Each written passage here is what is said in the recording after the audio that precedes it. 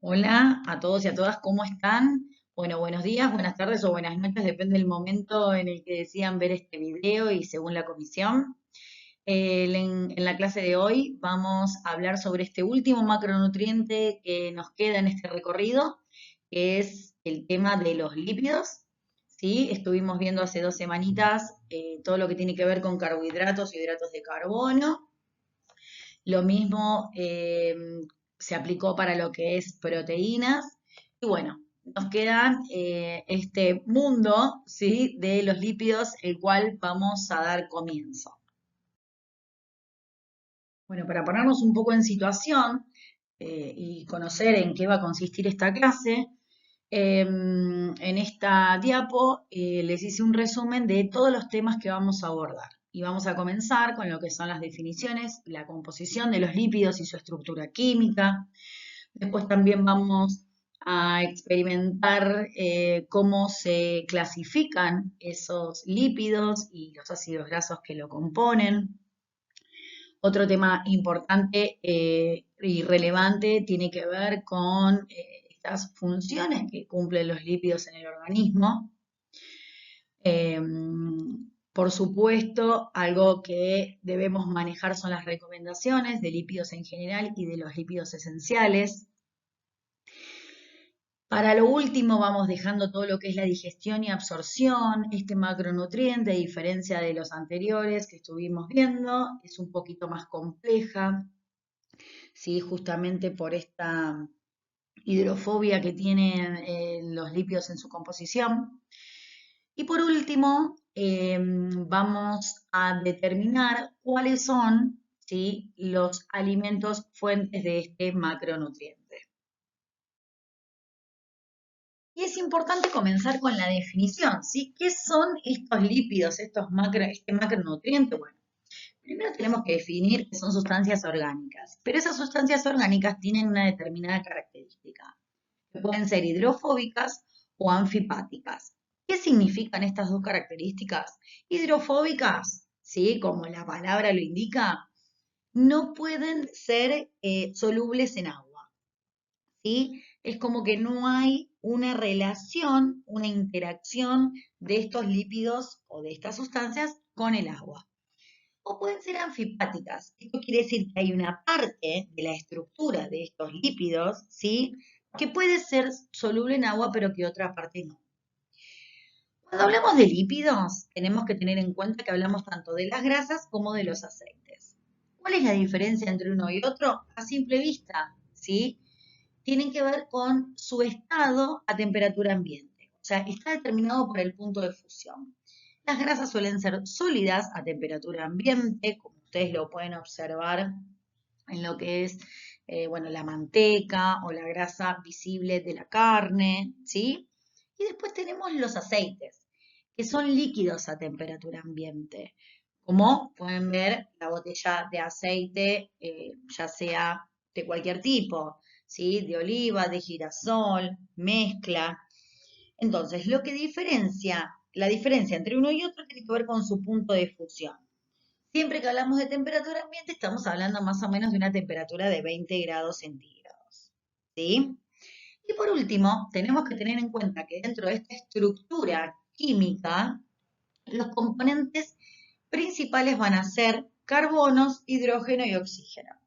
Pero por supuesto, ahora a medida que lo vayamos clasificando, vamos a ver que va a haber algún que otro compuesto que se complemente a esta estructura básica de los lípidos.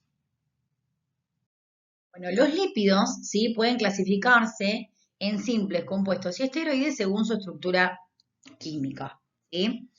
Los simples son aquellos que están formados por lo que es carbono, hidrógeno y oxígeno. En cambio, los compuestos, además de tener el carbono, hidrógeno y oxígeno como tienen los simples, pueden llegar a tener otros compuestos, como pueden ser el fósforo y el nitrógeno, juntos o separados, ¿sí? Y además, en algunos casos pueden llegar a tener azufre. Y después tenemos los esteroides, que ya son sustancias con una estructura cíclica, ¿sí?, que dependen de lo que llamamos el ciclo penantonfenantreno. que son un poco más complejas y no son lineales como pueden ser los lípidos simples o compuestos. ¿Sí? Ahora vamos a ver. Bueno, y dijimos que los lípidos simples, justamente por su estructura sencilla, por decirlo de alguna manera, van a estar constituidos como todo lípido con carbono, oxígeno e hidrógeno. ¿Sí? Estos lípidos simples, en realidad, es la combinación de alcohol con un ácido graso. ¿Sí? Entonces, como ven acá, nosotros tenemos, ¿sí?, el glicerol, que es el alcohol. ¿Lo ven? Tengo los 3 carbonos unidos a hidrógeno y oxígeno. ¿Por qué es glicerol? Porque tengo 3 carbonos, perdón, están los 3 unidos, ¿sí?, a esta estructura de alcohol, junto con oxígeno e hidrógeno. Ahora, a la derecha lo que tenemos es un ácido graso, ¿sí? ¿Por qué es un ácido graso? Porque yo tengo carbonos con oxígeno e hidrógeno también. Entonces, cuando estos dos compuestos se unen, me van a formar un lípido simple. En este caso, como tengo el glicerol que se está uniendo a, ¿ven? Acá 3 cadenas de ácidos grasos. ¿Sí? Entonces, en este caso, estamos hablando de un triacilglicérido. ¿Sí? Que es, a ver, es el lípido más abundante en la alimentación, ¿sí? Representa aproximadamente el 98% de las grasas, ¿sí?, que contienen los alimentos. Y como les dije, entonces, está formada por esta unión del glicerol, ¿sí?, que vendrían a ser 3 alcoholes, para decirlo de alguna manera, unido, ¿sí?, a estos 3 ácidos grasos. Y otros lípidos simples son las ceras, ¿sí? Estas ceras, por supuesto, son ésteres de alcoholes, ¿sí? Pero acá estamos hablando de cadenas mucho más largas que lo que sucede en los triglicéridos, por ejemplo. En este caso estamos hablando de aproximadamente entre 16 y 36 carbonos, ¿sí? Va a variar. Tienen un alto peso molecular. Generalmente, casi todos los ácidos grasos aislados de las ceras van a ser saturados, que ahora vamos a ver, aquí llamamos saturados, y también van a tener un gran número de átomos de carbono, que van generalmente pares. Las ceras son sólidas a temperatura ambiente y en general cumplen funciones de protección y lubricación. A ver, estas ceras pueden ser de origen vegetal u origen animal. En lo que respecta al reino vegetal, generalmente cubre lo que son las hojas y los frutos. Y después, en lo que respecta a las ceras de origen animal, lubrican lo que es la piel de ese animal y muchas veces impermeabilizan el pelaje, ¿sí? Y en los animales de climas muy fríos, como por ejemplo las ballenas, ¿sí?, son su principal reserva energética. Tienen alta cantidad de cera, ¿sí?, como reserva de energía. Bueno, y esta estructura química se va complejizando. Partimos de lípidos simples compuestos por los ésteres de ácido grasos con alcohol, ¿sí? Pero ahora vamos a agregarle un componente nuevo, que como dijimos al principio cuando definimos los lípidos compuestos, puede ser que esté acompañado de nitrógeno, fósforo y hasta en algunos casos azufre o muchas veces la combinación de fósforo y nitrógeno juntos. Entonces, ¿qué es lo que pasa en esta estructura compuesta? Miren, en este caso tenemos los fosfolípidos, ¿sí?, como un lípido compuesto. Este fosfolípido, a diferencia de un lípido simple, ¿sí?, no solamente va a tener el ácido graso, que es la parte celeste, ¿sí?, que se está uniendo al alcohol, al glicerol, que es la parte rosa, sino que a su vez se le va a agregar otro compuesto, que en este caso es el ácido fosfórico. Este ácido fosfórico, a su vez, muchas veces puede ser que se una al nitrógeno, ¿sí? En ese caso, cuando se une al nitrógeno, lo que puede dar es la fosfatidilcolina o también llamada lecitina. Esto está formando parte de las membranas celulares, ¿sí? Pero también de algunos alimentos como pueden ser la yema de huevo, la soja, la leche y las vísceras como el hígado. Seguimos con este grupo de lípidos compuestos. Además de los fosfolípidos, tenemos los glucolípidos. Como la palabra lo indica, está formado por un gluco, ¿sí? ¿A qué nos referimos?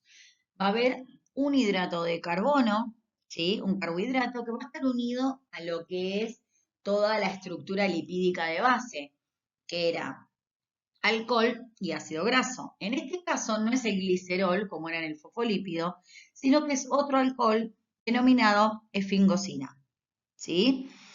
Ahora, ¿qué glucolípidos importantes conocemos? Perdón, tenemos los cerebrósidos y los gangliósidos. Los cerebrósidos van a tener en la parte del carbohidrato, van a tener lo que es la galactosa. Es ese monosacárido que ustedes vieron en la clase de hidratos de carbono, que justamente unido a la glucosa da galactosa. ¿Por qué nombro esto? Porque todo va a tener que ver con todo. En el recién nacido es muy importante, ¿sí? La formación del sistema nervioso. Para eso, el alimento que recibe el niño o lo que recomendamos todos los miembros del equipo de salud como alimento para ese niño en los primeros 6 meses, tiene que ver con la leche humana. Y el principal hidrato de carbono es la lactosa. Miren qué importante que es que dentro de la inmadurez de ese tubo digestivo del niño puede hacer que esa galactosa se convierta en glucosa y galactosa. Y esa galactosa forma parte de estos cerebrósidos importantes para ayudar o complementar la formación del sistema nervioso central. ¿Sí? Entonces, si bien hoy estamos relacionando lípidos en general, ¿cómo lo vamos a ir mezclando con un montón de situaciones? Cambiando, ¿sí? De estos cerebrósidos tenemos los gangliósidos, que van a estar, en este caso, la parte constituida o representada por los hidratos de carbono va a tener que ver con lo que es la galactosa y la glucosa, ¿sí? Que va a estar formando parte de las membranas celulares. Y por último, para finalizar con los lípidos compuestos, tenemos las lipoproteínas, que como su nombre también lo indica, vamos a tener el componente lipídico, pero a su vez vamos a tener una proteína, ¿sí? Estas lipoproteínas lo que permiten es que podamos vehiculizar las grasas por la sangre. Pensemos, cuando definimos los lípidos dijimos que eran sustancias hidrofóbicas, ¿sí? Esas sustancias hidrofóbicas implicaban de que no podían ser disueltas en agua, ¿sí? Entonces, si yo quiero transportar los lípidos desde el intestino y el hígado, ¿sí? Hacia los demás tejidos periféricos, debo hacerlo, ¿sí? A través de la sangre. Entonces, si es un medio acuoso y los lípidos no pueden disolverse, no podría transportarlos. Entonces, es por eso que tenemos estas lipoproteínas, ¿sí? Entonces, su principal función es poder transportar tanto los lípidos exógenos como endógenos, los transportan por la sangre para que puedan llegar a los diferentes tejidos, ya sea para el uso o la función que necesitemos. No me quiero explayar ahora porque ahora vamos a nombrar, dentro de un ratito, vamos a nombrar cuáles son las funciones, ¿sí? De los lípidos. Bueno, y llegamos al último grupo, ¿sí? De lípidos llamados esteroides, ¿sí? Recuerden que estamos siempre focalizándonos en la complejidad de su estructura. Bueno, este grupo, los más comunes son los esteroles, las hormonas sexuales y las suprarrenales y la provitamina D. Estos esteroides, ¿cómo están constituidos? Bueno, en realidad son sustancias cíclicas que van a derivar del núcleo del ciclo pentano perhidrofenantreno. Como pueden ver en la imagen, ustedes tienen tienen 3 anillos, ¿sí? Hexagonales y uno pentagonal, que es el que no tiene número, junto con el alcohol, que es el OH, que se ve ahí abajo, más una cadena de carbonos. Entonces, es una estructura mucho más compleja de las que vimos anteriormente. Dentro de este grupo de los esteroides, dijimos que se encontraban los esteroles. Y dentro de los esteroles, o los esteroles, mejor dicho, pueden ser de origen animal o de origen vegetal. Los esteroles más conocidos de origen animal son el colesterol, que lo han escuchado nombrar miles de veces, tan importante, no solo en la alimentación, porque lo contienen los alimentos, sino también porque forma parte de las membranas, también están en el torrente sanguíneo, ¿sí? Y también tenemos los de origen vegetal, llamados ergosterol.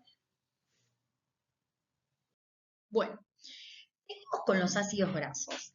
Los ácidos grasos dijimos que formaban parte, ¿sí?, de los lípidos, estas sustancias que estuvimos mencionando anteriormente, no importa cuál sea, ¿sí?, su estructura, la complejidad de su estructura. Estos ácidos grasos, como estoy diciendo bien, son ácidos orgánicos y que van a formar parte de la mayoría de los lípidos, como dije. ¿Cuál es la estructura que los compone? Bueno, acá tenemos una R, que significa esa cadena hidrocarbonada. ¿Vieron cuando vimos anteriormente tantos carbonos de manera lineal? Bueno, esa es la cadena hidrocarbonada. Y después tenemos el grupo carboxilo. ¿Sí? Ese grupo carboxilo que tiene la característica de ser hidrofílico, mientras que la cadena hidrocarbonada es hidrofóbica. Entonces, esta unión, ¿sí?, o esta interacción, esta relación, combinación entre estas dos estructuras, ¿sí?, hace que el lípido en este caso sea anfipático, o sea, que va a haber una parte que va a ser soluble, ¿sí?, en soluciones orgánicas. Esto es lo que hace que sea un poco, a ver, es como que al estar unido esta cadena hidrocarbonada con el grupo carboxilo, ¿sí?, hace como que sea menos hidrofóbica, se lo podría decir de alguna manera. Lo que tenemos que tener en cuenta es que estos ácidos grasos generalmente son de cadena lineal, ¿sí? No, el número de los carbonos generalmente es par, ¿sí? Puede ser de 14, 20, 18, ¿sí? Números de carbonos. Y en muy pocos casos se encuentran libres, siempre se encuentran combinados, unidos, ¿sí? El número, a ver, generalmente podemos encontrar ácidos grasos constituidos por cadenas de entre 4 y 26 carbonos, ¿sí? Pero los más abundantes en el reino animal son entre 16 y 18 carbonos. Por supuesto que cuanto más larga es esa cadena, ¿sí?, menos soluble, ¿sí?, en agua sería o más hidrofóbica sería. Bueno, según la clasificación de estos ácidos grasos, podemos dividirlos en grupos según el largo de la cadena. Vamos a ver más adelante que tenemos 4 grupos para poder clasificar los ácidos grasos, y según el nivel de saturación, que los vamos a poder dividir en 2 grupos. Pero vamos a ver más adelante que según el nivel de saturación, o mejor dicho, dentro de esta separación o esta identificación de los ácidos grasos insaturados, ¿sí?, que tiene que ver justamente con esta segunda clasificación, se van a su vez a subdividir, ¿sí?, en distintos grupos. Pero eso lo vamos a ir viendo detalladamente en las siguientes diapos. Como dijimos anteriormente, estos ácidos grasos van a ser clasificados de distintas maneras según donde nos ubiquemos. Nosotros vamos a tener en cuenta el largo de la cadena, ¿sí?, o sea, el número de carbonos que va a estar constituyendo este ácido graso, ¿sí? Podemos clasificarlos en de cadena corta, cuando su composición, ¿sí?, abarca entre 3 a 7 átomos de carbono, pero si ya vamos si este ácido graso ya está constituido por entre 8 y 13 átomos de carbono, bueno, ya estamos hablando de un ácido graso de cadena media. Si aún seguimos agregando, vieron que dijimos que podían llegar a ser muy largos y que cuanto más largo más hidrofóbico sería. Bueno, entonces, un ácido graso de cadena larga, ya estamos hablando que tiene entre 14 y 20 átomos de carbono. Y por último, cuando ese ácido graso ya tiene más de 21 carbonos en su estructura, estamos hablando de un ácido graso de cadena muy larga. Bien, y continuamos con esta clasificación de los ácidos grasos. Habíamos nombrado que los podíamos clasificar según el nivel de saturación. ¿Y qué es lo que vamos a encontrar acá? Vamos a encontrar lo que son los ácidos grasos saturados y los insaturados. ¿Qué quiere decir esto? Observemos la imagen que tenemos a la izquierda. Esta parte roja, ¿sí? Que sabemos que es el grupo carboxilo, que está unido a una cadena, ¿sí? Hidrocarbonada. Esta cadena constituida por un montón de carbonos que todos están unidos de manera simple. ¿Ven? Los enlaces son absolutamente simples, todos. Entonces decimos que este ácido graso es saturado. ¿Qué pasa? ¿Qué significa saturado? Que todos esos enlaces van a estar unidos a hidrógeno. Ahora, ¿qué pasa cuando nosotros encontramos un enlace doble? Es lo que nosotros llamamos insaturados.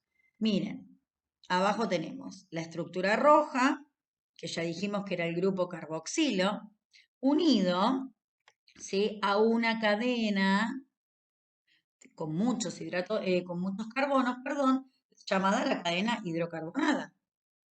Pero en este caso tenemos la diferencia de encontrar un doble enlace. Este doble enlace hace que este ácido graso sea denominado insaturado.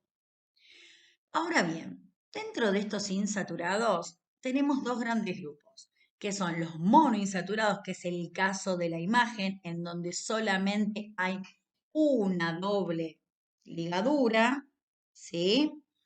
Y después tenemos el caso de los polisacáridos, los PUFA, ¿sí? En este caso, deberíamos tener más de un doble enlace entre sus carbonos. Entonces, si nosotros, por ejemplo, tuviésemos un doble enlace acá, sí, por supuesto que un hidrógeno estaría de más, dos hidrógenos estarían de más, uno de cada carbono, ¿sí? En ese caso, estaríamos diciendo que este es un ácido graso poliinsaturado. Y continuamos con los ácidos grasos insaturados. Dijimos que para ser ácidos grasos insaturados deben tener algún doble enlace entre la unión de sus carbonos, ¿sí?, de esta cadena hidrocarbonada. Bien, pero tenemos otra subdivisión en este caso. ¿Por qué? Porque nosotros podemos llamar a los ácidos grasos omega 3, omega 6 y omega 9. ¿De qué depende el nombre de estos omegas? Bueno, va a depender de la posición del doble enlace en función del carbono. ¿De qué carbono? Del omega. ¿Cuál es el carbono que denominamos omega? Es el último carbono de la cadena. Este vendría a ser, ¿sí?, el omega. Ahora, teniendo el carbono omega identificado, tenemos que contar cuántos carbonos faltan o pasan, ¿sí?, hasta llegar al doble enlace. Entonces, en este caso, en el primero tenemos 1, 2, 3. Y recién acá aparece el doble enlace. Entonces, este es el omega 3. Este. ¿Sí? Bien. ¿Qué pasa con el segundo caso? Identificamos el carbono omega, que es el último de esta cadena hidrocarbonada, y vamos a contar cuántos carbonos pasan. 1, 2, 3, 4, 5, 6. Llegamos al 6. Y en el 6 tenemos el doble enlace, el primer doble enlace. ¿Sí? Entonces, ya tenemos en este caso el omega 6. En esta gráfica no está, pero lo mismo sucedería con el omega 9. Su primer doble ligadura debería estar, por ejemplo, en el carbono 9, que sería 7, 8, 9. Si estuviese solamente esta doble ligadura y esta no existiese, diríamos que sería el omega 9. Bueno, y estos ácidos grasos insaturados se van a seguir subclasificando. Si tenemos en cuenta su isomería geométrica, podemos determinar que los ácidos grasos pueden ser cis o trans. ¿A qué nos referimos con esto? Por ejemplo, sabemos que un carbono tiene que tener 4 enlaces, ¿sí? 4 enlaces. Bien, si vemos en esta figura tenemos que acá se está uniendo un carbono, acá tiene 2 enlaces hacia otro carbono y nos queda por último el último enlace al hidrógeno, ¿sí? Acá lo tenemos. Bien, si nosotros seguimos con el otro carbono estos dos carbonos que están unidos por el doble enlace, vemos que el hidrógeno queda exactamente en el mismo lado. Entonces, en este caso, estamos hablando que son ácidos grasos insaturados con una isomería geométrica del tipo cis. Ahora, ¿qué pasa con los ácidos grasos trans? Bueno, en este caso, ¿qué sucede? Tenemos este doble enlace entre dos carbonos, pero la diferencia es que en el primer carbono, el hidrógeno quedó de un lado y en el otro carbono, siempre hablando de los dos que tienen el doble enlace, el hidrógeno está dispuesto en otro lado. A esto llamamos una isomería geométrica trans. Hablamos de ácidos grasos trans. ¿Qué pasa? Realmente el contenido de ácidos grasos trans en la alimentación no es muy abundante, ¿sí? Generalmente pueden formar parte o provienen de la leche, ¿sí? De los derivados lácteos y de las carnes. Pero esos ácidos trans también tienen un origen tecnológico. Quiere decir que, en este caso, la industria, ¿sí? Va a realizar o llevar a cabo ciertos procesos físicos y químicos para lograr la hidrogenación, ¿sí? ¿Y qué es lo que pasa con esta hidrogenación? ¿Qué es lo que sucede? Bueno, estos dobles enlaces de los ácidos grasos insaturados van a experimentar un cambio, se van a transformar, ¿sí? En ácidos grasos saturados. Ya ese ácido, ese doble enlace ya no va a existir. Entonces van a ser ácidos grasos saturados, ¿sí? O bien se puede llegar a modificar su localización. ¿Cuál es el problema acá? Que la industria utiliza mucho, ¿sí? De este proceso de hidrogenación. ¿Por qué? Porque hay muchos alimentos, ¿sí? Que pueden ser inestables o susceptibles o mismo que son líquidos. Y la industria utiliza este proceso para transformar a esos alimentos en alimentos mucho más estables, lo que hace también que se prolongue su vida útil, o también alimentos que sean sólidos o semisólidos. Esto es el caso, por ejemplo, de las margarinas. Continuamos con estos ácidos grasos insaturados. Y ahora vamos a ver cuál es la nomenclatura, porque no podemos escribir el nombre completo. Entonces, o no nos acordamos la característica de ese ácido graso, ¿sí? Entonces, tenemos una nomenclatura oficial. En esto necesitamos el número, ¿sí? De carbonos. Necesitamos el número de enlaces, de doble enlace, ¿sí?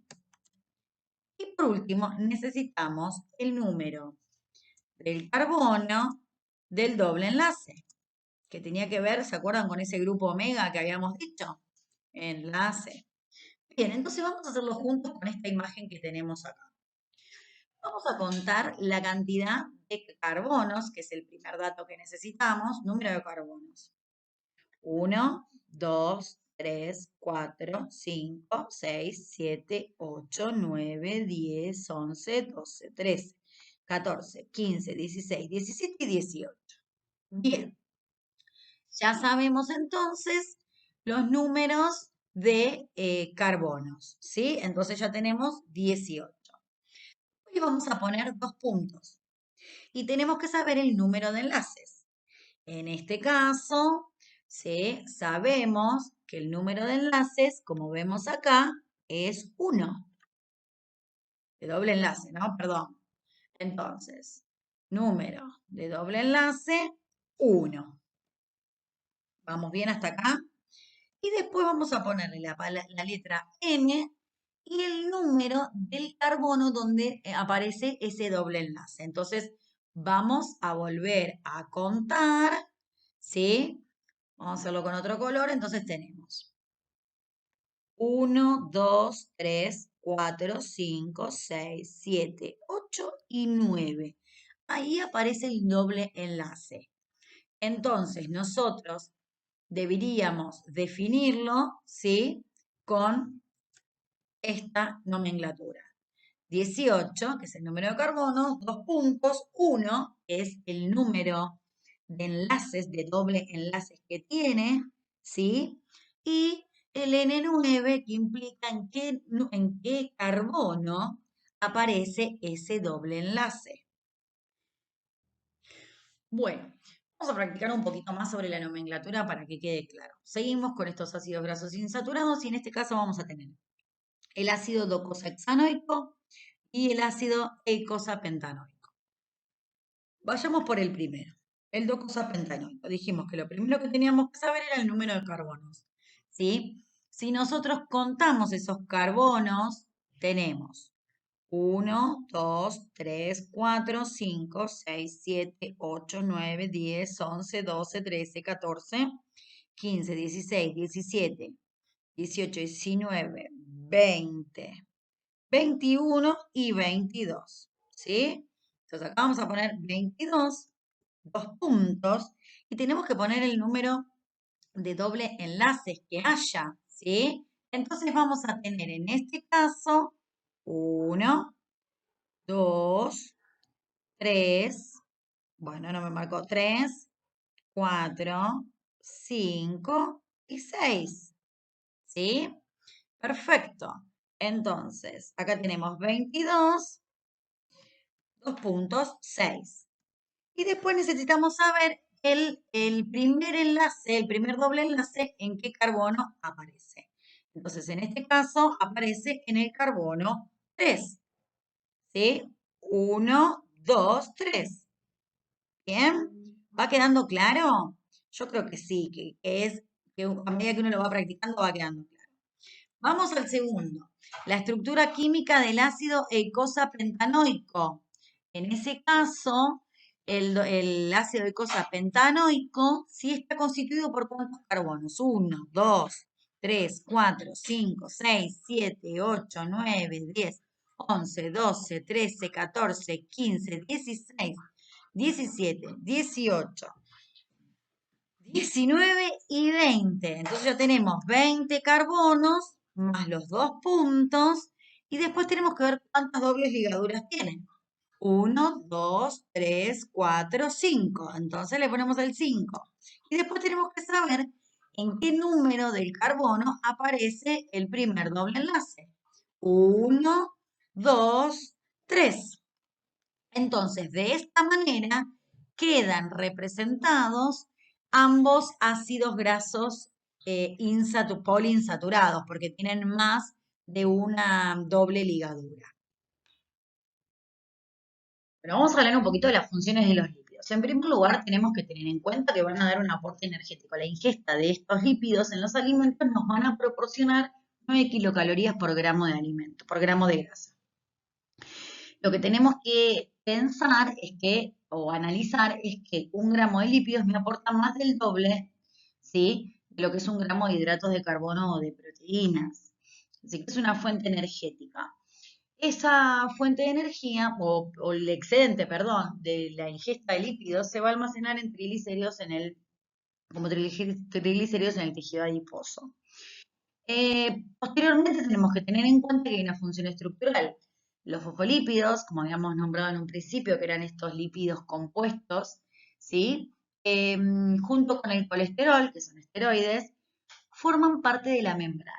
Pero no solamente forman parte de la membrana como estructura, sino que también intervienen directa o indirectamente en la respuesta de algunos procesos enzimáticos, ¿sí? O de la fluidez de esa membrana, por ejemplo. Otra de las funciones de los lípidos tiene que ver con la función transportadora. Un buen aporte de lípidos nos van a garantizar un aporte, un transporte y una absorción adecuada de las vitaminas liposolubles. ¿Sí? Bien, otra cosa importante del que tenemos que tener en cuenta de estos lípidos presentes en los alimentos es que aportan saciedad. Esto quiere decir, ¿esto por qué se da? Esto se da porque hay una mayor permanencia gástrica, ¿sí? Entonces, lo que va a hacer es que la persona sienta esta sensación de que está lleno y que no quiera seguir comiendo. Los lípidos son un buen recurso para poder dar o aportar grandes cantidades de calorías en pocos volúmenes. Esto tiene que ver con la densidad calórica. Bien, posteriormente sabemos que los lípidos, ¿sí?, dan un sabor y una textura diferente a los alimentos. Y sabemos que no es lo mismo consumir un producto entero que descremado en lo que respecta al sabor. Sabemos también que, y también pasa con la textura, ¿sí? Sabemos que no es lo mismo consumir un queso untable entero que descremado. Una cosa es que después nos acostumbremos, pero a simple vista uno sabe de que tienen distinto gusto. Y por último, sabemos que los lípidos son precursores de los eicosanoides. En este caso, tenemos que tener en cuenta que los omega, ¿sí?, los omega 3, lo que van a hacer es generar, ¿sí?, prevenir, perdón, una vasodilatación y la agregación plaquetaria, ¿sí? Y son precursores de lo que son las prostaglandina E3 y el tromboxano A3. Mientras que los omega 6 lo que van a producir, ¿sí?, van a ser precursores de las prostaglandinas E2 y tromboxanos A2, generando, ¿sí?, una vasoconstricción y el agregado plaquetario. Vamos a consensuar cuál es la ingesta recomendada, ¿sí? ¿Cuánto debe aportar una persona de lípidos en su alimentación diaria? Bueno, de esta fórmula calórica que aprendimos, en donde tenemos los 3 macronutrientes, bueno, los lípidos tienen que representar entre un 20 y un 35% del valor calórico total, según NAS. Ahora, es importante que ese porcentaje representado por los lípidos sea selectivo. Entonces, no solamente me tengo que focalizar en la cantidad, sino también en la calidad. Si nosotros vamos a dar un 35% de ácidos grasos saturados o, grasas trans, no estaríamos teniendo en cuenta que la calidad de estos lípidos no son las adecuadas. Entonces, no solamente tener en cuenta la cantidad, sino también la calidad. Entonces acá se pone en juego el tema de los ácidos grasos esenciales.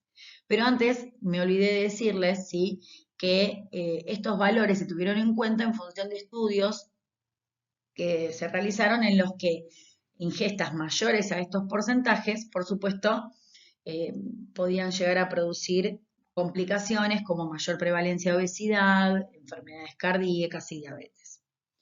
Bueno, vamos a retomar entonces el tema de los ácidos grasos esenciales. Los ácidos grasos esenciales actualmente son dos: el ácido linoleico, el omega 6, ¿sí?, el ácido alfa-linolénico, que es omega 3. ¿Por qué digo actualmente? Porque anteriormente, ¿sí?, el ácido araquidónico también era considerado un ácido graso esencial, hasta que se pudo corroborar de que en realidad a través del ácido linoleico, ¿sí?, se podía llegar a obtener. ¿Por qué son ácidos grasos esenciales? Porque no pueden ser sintetizados por el organismo. Entonces, la única manera, ¿sí?, de que estén presentes es a través de la ingesta. Bien, bueno, una vez aclarado esto, vamos a ir a lo que es la ingesta adecuada, ¿sí?, de estos ácidos grasos esenciales. En el caso, acá los vamos a distinguir por sexo. Entonces, en el caso del ácido linoleico, va a ser de 14 a 17 gramos día para los hombres, y las mujeres va a ser entre 11 a 12 gramos día. Y lo que respecta al linolénico, va a ser entre 1,6 gramos día para los hombres y 1,1 gramos día para la mujer. No solamente es importante tener en cuenta la cantidad, sino también la relación entre ambos. La relación debe ser 5:1 y 10:1 según las últimas recomendaciones de la Organización Mundial de la Salud. Bueno, una información importante que no les he mencionado con respecto a la recomendación tiene que ver que en realidad las personas adultas no pueden aportar menos del 15% del valor calórico total en lípidos, ¿sí? Y en mujeres que se encuentran en edad reproductiva o individuos que tengan un BMI menor a 18,5, ¿sí? El mínimo aconsejado es 20. Así que tenemos que tener en cuenta de no tampoco pasarnos hasta el otro extremo.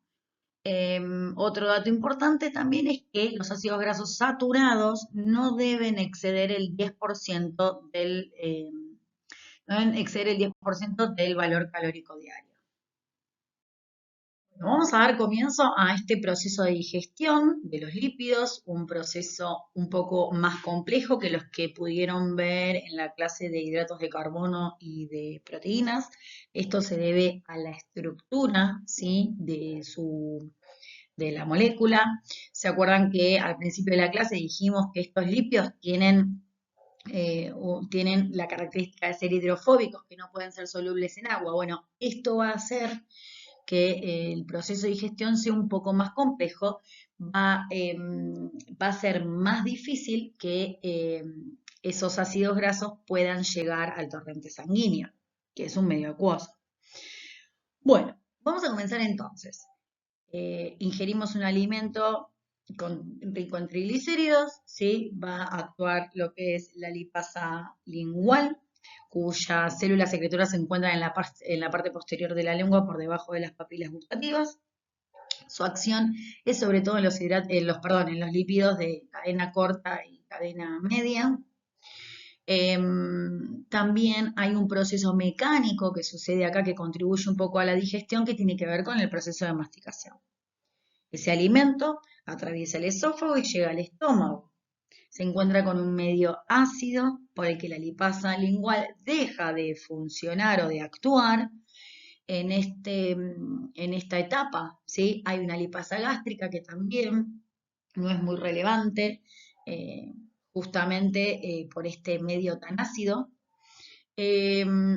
Sí tiene un rol importante los movimientos estomacales, que lo que contribuyen de alguna manera es a lograr una emulsión. La emulsión tiene que ver con, vieron por ejemplo cuando ponemos en un frasco agua y aceite, ¿sí? El aceite no es soluble en agua, entonces podemos visualizar perfectamente la capa de aceite de la de agua, pero cuando lo movemos a ese frasco, automáticamente se empiezan a generar como unas gotitas de aceite, ¿sí? Bueno, acá sucede más o menos lo mismo.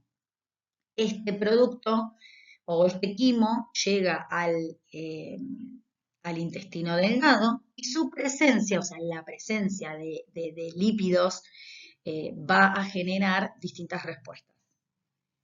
Una de las respuestas que va a generar este quimo en el intestino va a ser de que el páncreas secrete lipasa pancreática, ¿sí?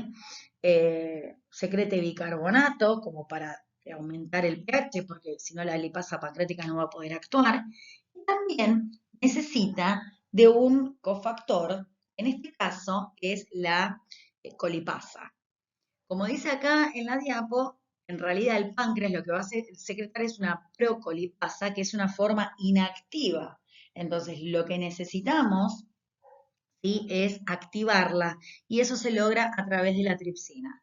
¿Se acuerdan esta tripsina, esta enzima responsable en la digestión de las proteínas? Bien, entonces ella nos va a permitir que la procolipasa pase a colipasa.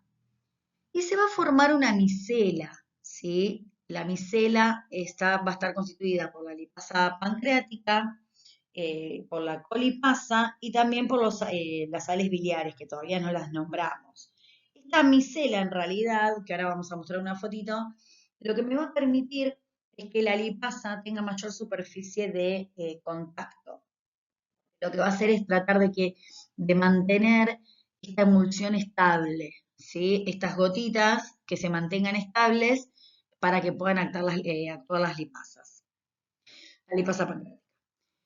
Este quimo también ácido, ya tenemos más o menos regulado el pH con el bicarbonato, ya está activada la colipasa, está la lipasa pancreática, pero tenemos otra respuesta a nivel hepático, ¿sí? Esta presencia de lípidos en el duodeno va a generar que el hígado secrete, ¿sí? La colecistoquinina. Esta lo que va a generar es, o va a ordenarle a la vesícula biliar que se empiece a contraer para liberar sales biliares. Esas sales biliares van a ser necesarias, ¿sí? En este proceso de digestión para emulsionar estos lípidos. Y si bien las sales biliares van a tener una parte hidrofóbica y una parte hidrofílica, la parte soluble en agua es la que se va a encontrar por el exterior, facilitando, ¿sí? Este proceso de digestión. Recordemos que las sales biliares, ¿sí? Las produce el hepatocito, las células del hígado, pero que son almacenadas en la vesícula biliar. Esto es con lo que respecta a los triglicéridos, ¿sí? Pero también hay una ingesta de colesterol, en este caso la enzima responsable va a ser la colesterol esterasa, ¿sí? Que va a actuar sobre los ésteres de colesterol, hidrolizando esas uniones con los ácidos grasos, ¿sí? Para que quede el colesterol libre y el ácido graso. Y también habíamos dicho en la clase que tenemos una ingesta de fosfolípidos. Bueno, para poder digerir esos fosfolípidos van a actuar las fosfolipasa A2. Esa fosfolipasa, ¿sí? También va a estar o va a ser producida por el páncreas, ¿sí? Pero al igual que la procolipasa, ¿sí? Va a estar, no va a ser una fosfolipasa común, sino que va a ser una profosfolipasa, que va a necesitar también de la presencia de la tripsina para poder ser activada. Entonces se transformaría en fosfolipasa A2, ¿sí? Hidrolizando las uniones de los ácidos grasos situados en la posición 2 de estos fosfolípidos, y por supuesto que va a liberar así los ácidos grasos para posteriormente lograr la absorción de los mismos. Bueno, entonces, vamos a reforzar un poquito el concepto de lo que tiene que ver con la bilis y las sales biliares, ¿sí? Al llegar entonces los lípidos a la luz del intestino delgado, se secreta la hormona, que era la colecistoquinina. ¿Se acuerdan que lo que iba a hacer era darle la orden a la vesícula biliar para que pueda contraerse y excretar bilis? En esa secreción biliar, que va por los conductos hepáticos hasta llegar al intestino, para poder actuar sobre los lípidos. Entonces, esa bilis está constituida por pigmentos, por ejemplo, ¿sí? Que son el resultante de la degradación del hemo, pero tienen un compuesto mucho más importante que son las sales biliares, que es lo que nombramos anteriormente.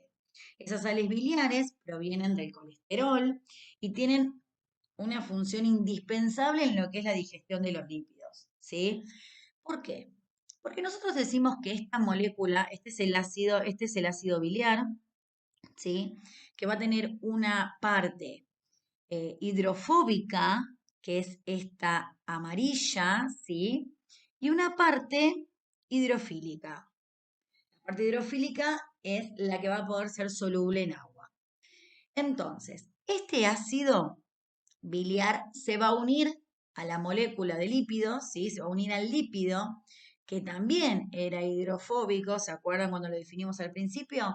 Y lo que va a hacer es, al rodearlo, mantener una micela estable que va a favorecer la acción de la lipasa, ¿sí? Porque si no, automáticamente se empiezan a formar cada vez moléculas más grandes de lípidos, son hidrofóbicas no va a poder actuar esa lipasa pancreática. Entonces, suman, ¿sí? O se adhieren a todo lo que es el extremo de los lípidos, que este lípido, estamos hablando de triglicéridos, de colesterol, ¿sí?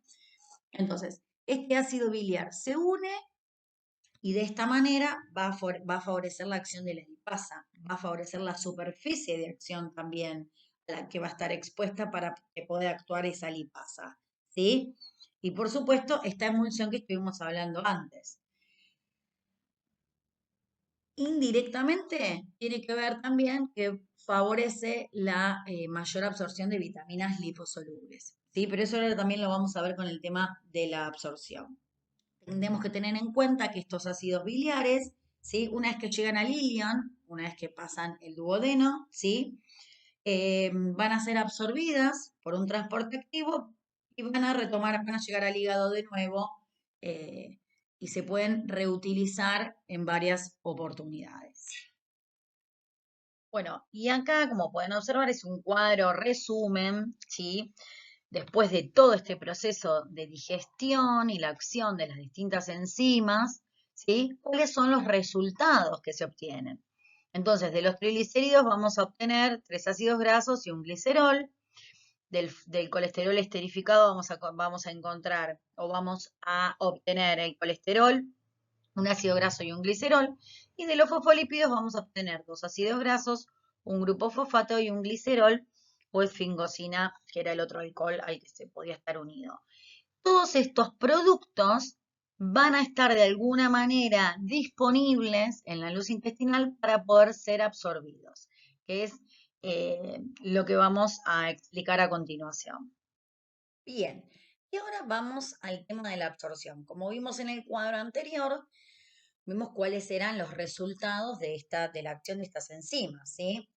Entonces, si nosotros obtenemos lípidos con cadena de carbonos de menor a 10, ¿sí? A menor a 10 carbonos, esto va a ingresar, como ven acá, va a ingresar directamente al enterocito, ¿sí? Porque son de pequeño tamaño, y lo mismo sucede con el glicerol, y ambos, ¿sí? Van a pasar directamente a lo que es el sistema porta, van a ir directamente a sangre, ¿sí? Para poder, por supuesto se van a tener que unir a la albúmina, como dice acá, porque recordemos que los ácidos grasos siguen siendo hidrofóbicos, no son solubles en agua, sangre un sistema acuoso, entonces lo que necesitan es unirse a la albúmina, por ejemplo, para poder viajar por el torrente sanguíneo. Bien, ¿qué pasa cuando esa molécula es un poquito más compleja? Bueno, por supuesto dijimos todos estos componentes como eran los ácidos grasos, el glicerol o 2-monoacilglicerol, ¿sí? Estos van a necesitar por supuesto de las sales biliares, necesitamos esa micela que habíamos nombrado anteriormente, eso no hay manera, en el caso anterior no, pero en este caso sí necesitamos de esta micela, ¿sí? Que gracias a Dios se obtenía con la presencia de estos ácidos biliares, ¿sí? Entonces, lo que va a hacer esta micela va a atravesar, ¿sí? La membrana de este enterocito. Recordemos que acá estamos en la luz intestinal, ¿sí? Este es el enterocito. Entonces, con esta micela vamos a atravesar, ¿sí? Esta bicapa del enterocito y llegamos al interior del mismo, ¿sí? A la célula intestinal. En este lugar, en esta célula, como pueden ver, se va a volver a unir a ese ácido graso con glicerol, por ejemplo. Entonces se va a resintetizar de nuevo el triglicérido. Esto, ¿sí? Lo que va a permitir es que se incorporen un kilomicrón. Este kilomicrón es una lipoproteína, porque estamos en la misma.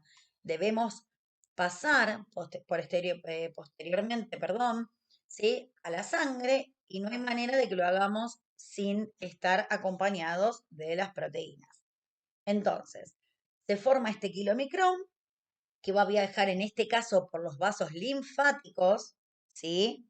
no por el sistema porta como está acá, esta parte roja, sino que va a ir por el sistema linfático para luego llegar al conducto torácico, ¿sí? Donde posteriormente van a ser vertidos a la circulación general. Bueno, pero vamos a seguir qué es lo que sucede. O sea, estos lípidos son absorbidos y tienen que pasar a linfa, ¿se acuerdan? Según en la diapositiva anterior. Bueno, y habíamos nombrado muy al final el kilomicrón, que es una lipoproteína. Es lo que sucede, como venimos reiterando en los distintos momentos de la clase, dijimos que estos lípidos, al ser hidrofóbicos, necesitan estar unidos a una proteína para poder circular por sangre. Entonces, vamos a presentarles a las 5 lipoproteínas que participan en el transporte de los lípidos. La más importante, la de mayor tamaño, y la responsable del transporte de lípidos por vía exógena es el kilomicrón. El kilomicrón es la única lipoproteína que se va a encargar del transporte de todos aquellos lípidos que se reciben de la ingesta. Todos los lípidos que atraviesan la membrana del enterocito, por supuesto, hidrolizados con la acción de las distintas enzimas que ya nombramos anteriormente, ¿sí? Pero vieron que cuando estábamos en el enterocito, en su interior, esos lípidos tenían que resintetizarse. Se unían a una proteína y pasaban a la circulación. Bueno, el kilomicrón es el más importante, por eso era el que estaba nombrado ahí en la diapositiva anterior, y porque es el único responsable de este transporte exógeno. Como dijimos, tiene una parte lipídica y una parte proteica. La parte proteica se va a llamar apoproteína y en este caso se llama B48 la proteína, esta apoproteína. ¿Sí? Ahora vamos a ver en la otra diapositiva que cada apoproteína tiene como alguna acción. Bien, y su origen es puramente intestinal, que es lo que hablamos, lo que mostramos en la imagen anterior.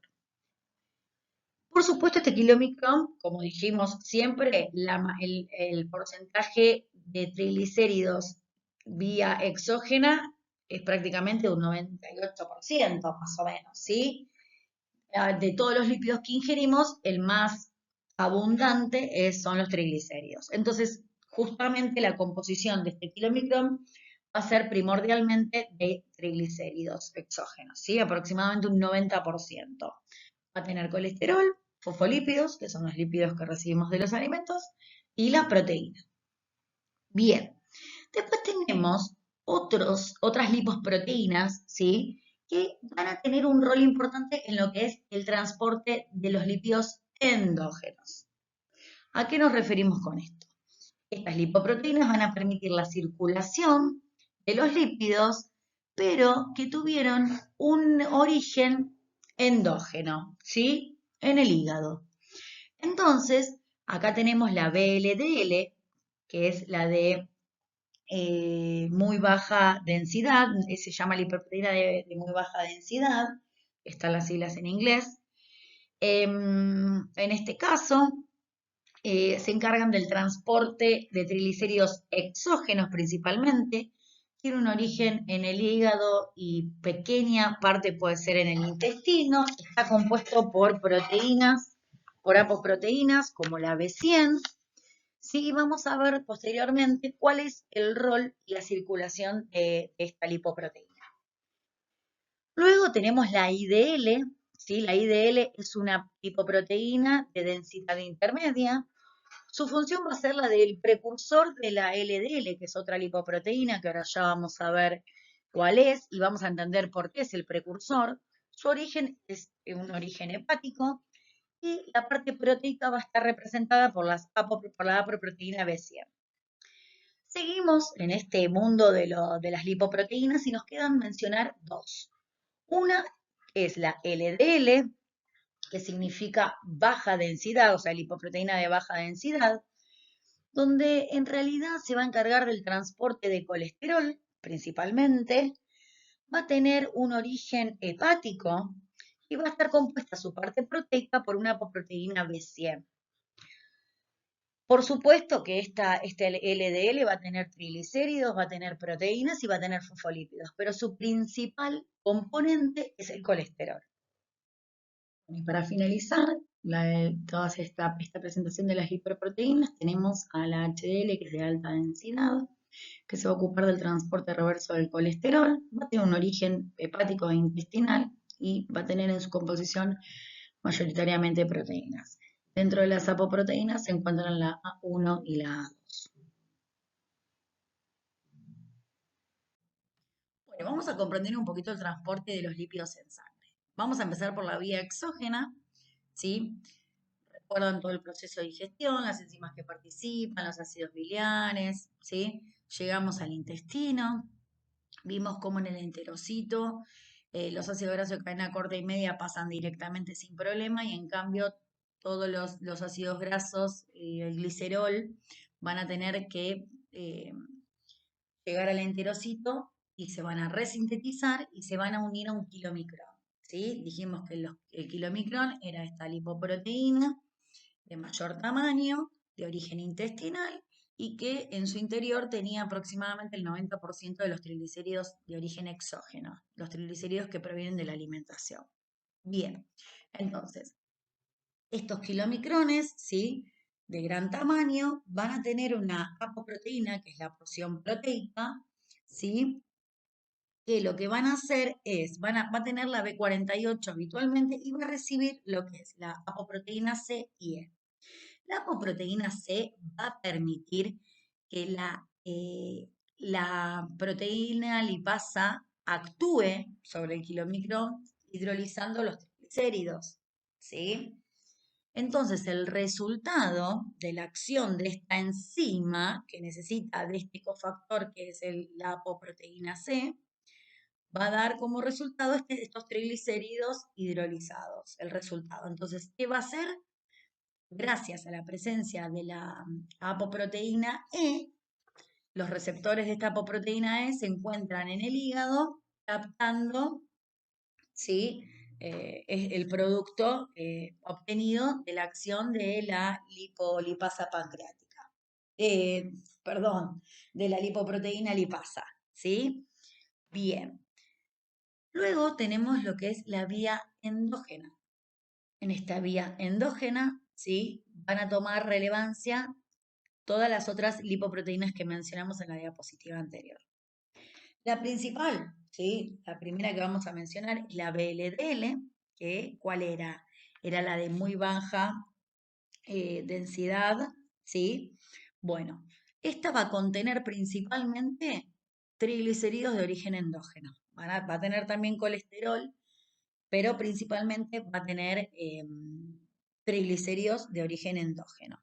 Esta VLDL se puede producir o se puede originar a nivel hepático o a nivel intestinal.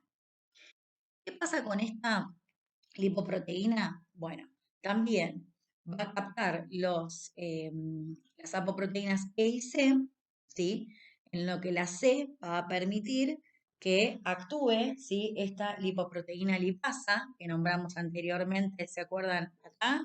Bien, entonces, esta apoproteína C va a permitir que actúe la lipoproteína lipasa. Va a hidrolizar lo que son los triglicéridos, ¿sí? Y por supuesto, esta lipoproteína va a disminuir su densidad. Y es así como obtenemos la IDL, que dijimos que era de una densidad intermedia, ¿sí? Hasta acá espero que vayamos comprendiendo, es bastante complejo. Bueno, bien, parte de esta lipoproteína, ¿sí? Va a ser captada a través de la apoproteína E, va a ser captada por el hígado, como figura acá. Y el resto va a seguir su camino de la lipólisis.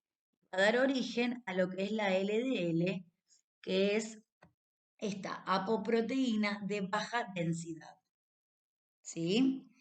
Bien, a ver, parte de esta LDL, ¿sí? Tiene la apoproteína B100, tiene un elevado contenido en colesterol. Recuerdan que en la filmina anterior dijimos que tenía el 50% de colesterol, ¿sí? Bueno, pero ¿qué es lo que va a hacer esta LDL? Parte de esta LDL se va a ir al hígado, ¿sí? Acá la flechita está al revés, se va a ir al hígado. Y otra parte va a permanecer en sangre. ¿Qué pasa? Si yo tengo una dieta rica en grasas saturadas y rica en colesterol, la mayor parte de esta LDL va a estar circulando en sangre y no va a ser recepcionada por el hígado. ¿Sí? Bien, continuamos. Después, ¿sí? Tenemos la HDL, que dijimos que era la de alta densidad. ¿Qué pasa con esta HDL? Es la lipoproteína encargada, ¿sí?, del transporte reverso del colesterol. Lo que va a hacer es tomar el colesterol, ¿sí?, de los tejidos periféricos y lo que va a hacer es lograr llevarlos al hígado. ¿Sí? Tenemos que tener en cuenta que esta HDL puede ser originada a nivel intestinal, como acá nos marca la flechita, o también puede ser originada a nivel hepático a través de lo que son las otras lipoproteínas, ¿sí? Bien. ¿Qué pasa entonces? Este colesterol, esta lipoproteína compuesta por el colesterol, ¿sí?, va a hacer que actúe, o va a permitir, mejor dicho, que actúe una enzima llamada lecitin-colesterol acetiltransferasa, ¿sí?, nombre difícil, lecitin-colesterol acetiltransferasa, que lo que va a utilizar, por supuesto que esto va a ser gracias a la apoproteína A1, que dijimos que formaba parte de la estructura del HDL, que va a actuar como un cofactor para que esta enzima pueda actuar, ¿sí? ¿Qué es lo que va a hacer esta enzima? Esta enzima va a permitir que el colesterol sea esterificado. Bien, de esta manera la HDL, ¿sí?, va a finalizar en lo que es el hígado. Bueno, y así llegamos al fin de esta clase. Espero que haya sido lo suficientemente clara para que se comprenda el tema. Sé que es un poco complejo. Por supuesto que los invitamos a leer la bibliografía obligatoria, ¿sí? Todo lo encontrado en este Power fue extraído del libro de Fundamentos de Laura López, el capítulo 7 más precisamente, así que traten de expander un poco, ¿sí?, lo visto en la clase con la lectura de la bibliografía. Recuerden que ante cualquier inquietud la pueden plasmar en los foros, ¿sí?, en el campus de Nutri 1. Así que, bueno, muchas gracias.